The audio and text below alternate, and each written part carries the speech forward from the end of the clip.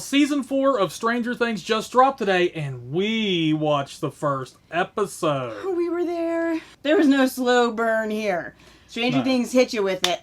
Right off the bat. Sequence. Like, it even opens up with a disclaimer that, you might not want to watch this right now if you're triggered or whatever by the recent shootings in schools. Because right in the beginning, like, you see faculty die at the laboratory. Mm-hmm. You see children die. And it's bloody mayhem. It is bloody mayhem. And, bum, bum, bum, it seems it was 11 who wreaked all this havoc. Yeah, I didn't get that. I didn't understand the whole 11 thing and where they're trying to go with that, but it's a great hook. Where are they going? Yeah, we're going to have to watch more episodes, finish out the season. Is our beloved 11 a mass murderer? What is happening? Not 11! Not 11. Ah! Somebody get that girl an Ego. Yeah, hell yeah. Calm her down. Yeah. The first season I thought was really scary. Second season, fun. Third season, fun, and it was almost like a creature feature. Yeah, with Billy, everything going on with Billy. This is immediately scary again. But it is so jarring too. Like, I want to say that it's so jarring to see all of those kids back. Those kids, they're old. They're old as hell, man. You can totally see the shadow where they've made them shave off their mustaches. Yeah. Dustin clearly has to shave. Yeah, so did Lucas. Lucas, too, for sure. You could tell. Yeah. Looks like those sons of bitches are walking around with mustaches thicker than mine. I mean, to be fair, they are all in high school now. Yeah, that's true, but they're still trying to make them look cutesy kidsy. Yeah.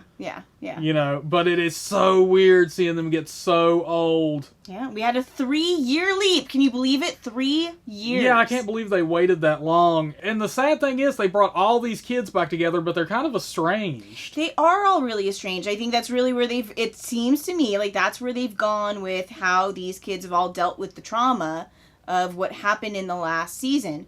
Which kind of sucks because that's not how they dealt with the trauma in the first and second season. It seemed to really bind these kids closer together, and they've all kind of fallen apart. We still have Dusty Buns and Mike and all them. They're still hanging out together. Yeah. Lucas is wanting them because, Hawkins has made it to the state championships or whatever. Lucas wants them to come to his basketball game, and they're like, nah. What did you think about the fact that they wouldn't go to his basketball game? That's some BS. I felt awful. Like, it made me mad. It made me heartbroken for Lucas. And not only that, but let me tell you, the reason they didn't want to go to his basketball game is because, their new group of friends want to play a Dungeons & Dragons campaign. Yeah. And they're like, no, you can't go to the basketball game. That's totally lame. You got to play this. Lucas is a member of the D&D campaign. So they're not even willing to postpone for him and his championship game, let alone so his friends can go see him in a game. But it makes it even worse because they're like, well, you need to find somebody, if you guys don't show up, you need to find replacements. Yeah. So they go and get Lucas's sister. And I was like,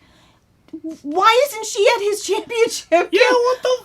My mom would have had all of us lined up, little ducklings in a row, watching our brother play in his championship game. I don't get it. Like, before Lucas, gets called out onto the court or whatever, he's looking over in the stands and there's just a clear blank There's an empty spot. As if somebody had saved a spot for his friends and they didn't show up. It was they gone. It was funny, but it was, I get it, symbolic, whatever, but it was horrible. I felt so bad for him. He got his ass ghosted. And then he won the game. Yeah, he won it. He won was the game. A bench warmer, got called in, and made the game-winning basket. In the final moments, it was one of those moments. In the final moments, Lucas brings it home, and it was heartbreaking. Now, it was cool how they did intertwine that scene with the Dungeons & Dragons with his campaign. sister, nailing the critical hit. Yeah, it was awesome. Yeah. So that was fun, but at the same time, it came at the expense of friendship. Well, and it immediately brings you back down, because apparently they play the D&D game on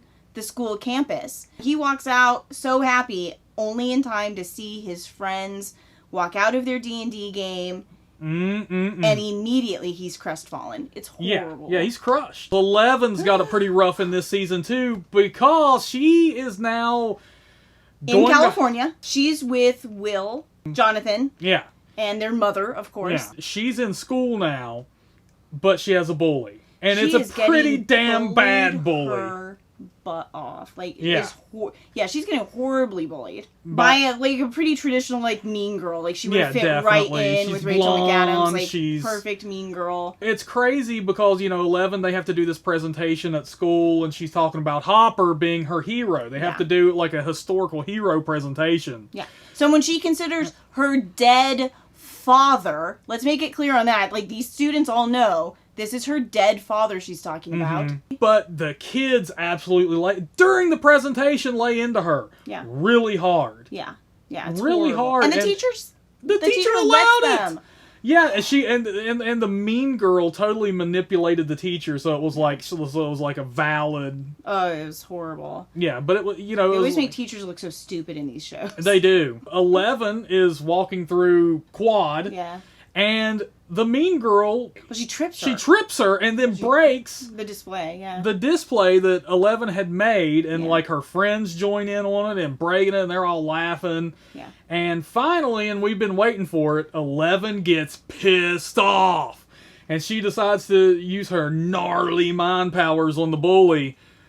But it doesn't go over. Yeah, she does the hand thing and screams, and there's no mojo. There's no mojo. No juice. She's out of mana. She's out of mana. Yeah. Yeah, she totally is. Nothing happens except everyone just looks at her really awkwardly and then start laughing at her because... Horrible. And Will is, like, way across the quad, way too far away to actually help her in the moment, but you get to watch him, like, his heart is breaking for her. Like, so the two of them are just so sad. 11 seemed, in the third season, so spunky and confident. Self-confident, and in this one, ready to take on anything. Yeah. Like, she's accepted it. Yeah. She's ready to rock. She knows what she is. The loss of Hopper has destroyed her. Yeah, absolutely. And she's not the only one. I mean, Max. Oh, Max the loss of Billy has wasted Max. Yeah. Not only the loss of him, but witnessing what happened to him, I think, really messed with her. Yeah. The episode did end with some hope, because Eddie, whom is a new character. Yeah, that we're being introduced to. He's kind of like the head. He's the dungeon master. He is. Of the whole D&D group. And basically, if you haven't watched it yet, he looks like Billy, but a nice version. Like, at first, I thought they were totally going to... I thought they were totally just going to recreate Billy as some other character. I'm glad they didn't. They did not. But they did go with the exact classic, same style. Well, a little bit. Like, they went with the classic 80s metalhead. Yeah. For sure. He's definitely somebody you would have hung out with in 1986. Sure. Like, for sure. Absolutely. Yes. But, he's not as bad as we thought he was going to be. And he's not a total ripoff. No. He's the leader of the Hellfire Club. Yeah. Shout out to the Hellfire Club. I want one of those t-shirts. Like, so bad. Yeah, I know. That's so badass. Yeah, I don't know if he reminds Max of Billy, like he does us, or like if they lived... I mean, they clearly lived near each other, and maybe he was road from each other. Maybe he was Billy's friend at some point. I don't know, but she seems drawn to it. Hopper's alive. Hopper is communicating, or someone is communicating on his behalf from Russia. Yes. So that we know. I mean, come on, we all knew anyways, right? But Hopper's alive. They introduced a new protagonist, and she is being tormented by the new antagonist. Right, well, throughout the entirety of the episode, like, she's seeing things like Will used to. Yeah, this is Chrissy. We find out she wants drugs to quiet these hallucinations she's having. Yeah, she's not sure what's going on with her. Like, she doesn't know if she's become mentally unstable. Yeah, she thinks she's losing her mind. She is seeing things that, as veteran Stranger Things fans, we all know... is the infiltration of the Upside Down. Oh, absolutely. And at the end of the episode, it all comes to a climax. It does.